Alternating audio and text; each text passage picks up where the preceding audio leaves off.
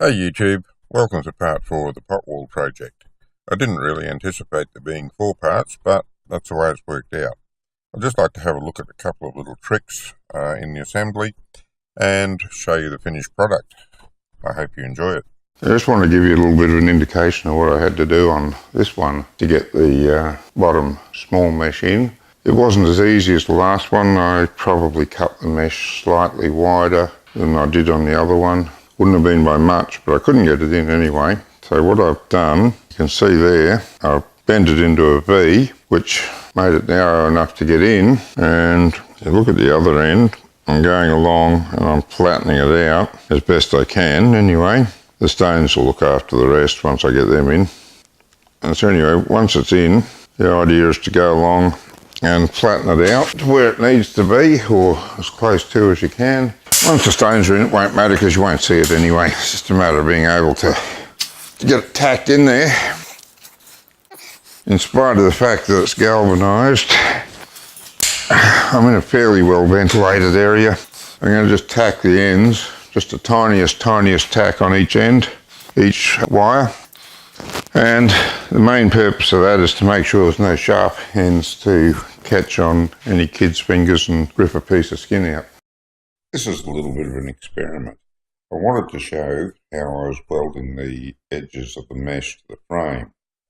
Basically what I do is I start the weld puddle on the frame and then I just very quickly move the arc over the end of the mesh to melt a little bit of that into the puddle.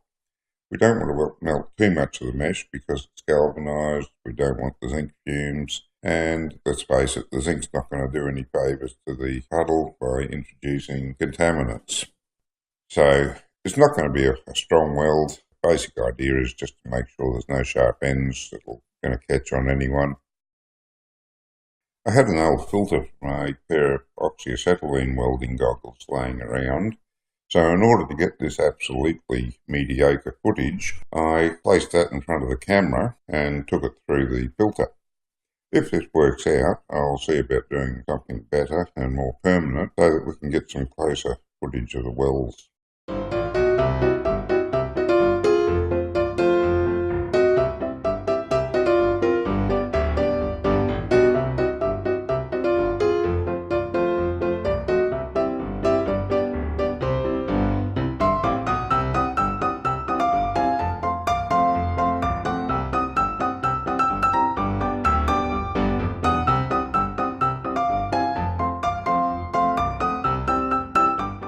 As you can see, there's not a lot of strength in these welds, but then again, there doesn't need to be. The type of load on it doesn't require a lot of strength. It's just got to hold the rocks in the bottom and prevent the mesh from being bent down. The mesh is pretty strong anyway, so as I say, not much strength needed in the welds. It does serve the main purpose, and that is to make sure there's no sharp edges sticking out.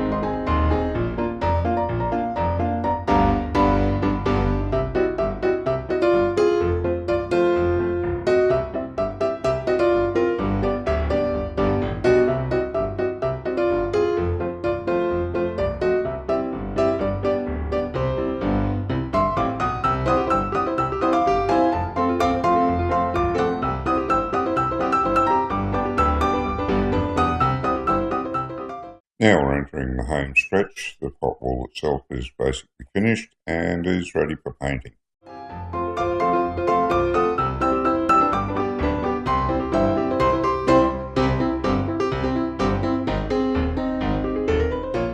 That's the stands all painted up, ready to go. Came up quite nice. Picked the colour to match the trim over there on the house. This is just to finish off the pot wall project. Because the mesh is so big, I see the potential for the pots in the middle to push it apart enough to fall through. So I'm making up a little jig here so that I can bend some wire around it to act as retainers to stop the mesh spreading too far. Now, I've measured this and we want 160. That'll allow a little bit of spread to happen, but still keep it close enough for the pots not to fall through. But we want 160 from the outside of the nail to the outside of the nail. So we don't want to put the nail actually on this line. We want to be just inside enough so that the outside of the nail is on the line. Okay, let's demonstrate this. That's about the right size for the mesh. Let's give this a bit of a straighten out.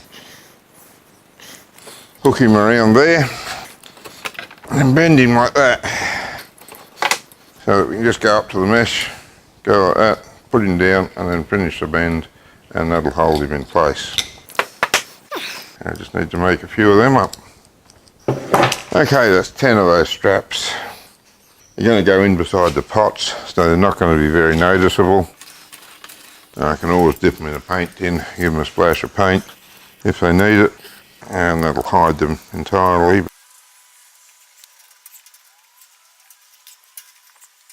No sharp is left to catch on anything, and it's held nicely together.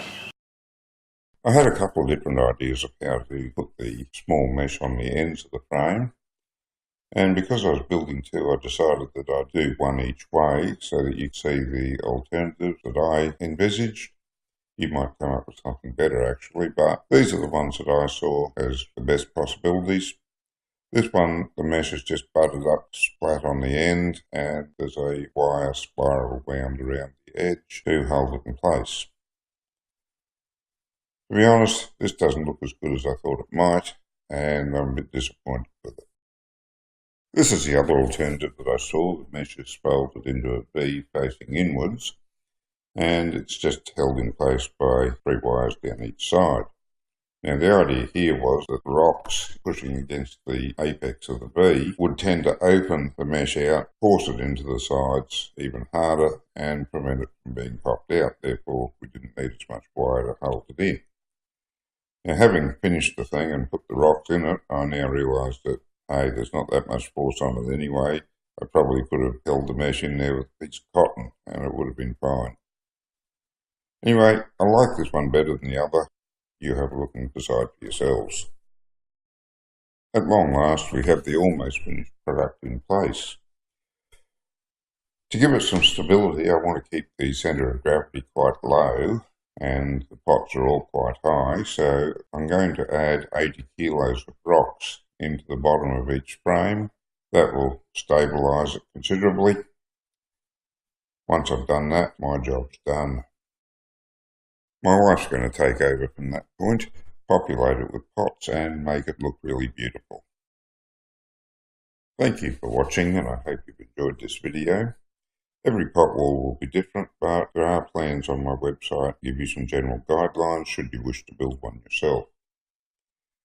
If you enjoyed this video and found it entertaining, please click like and subscribe for more.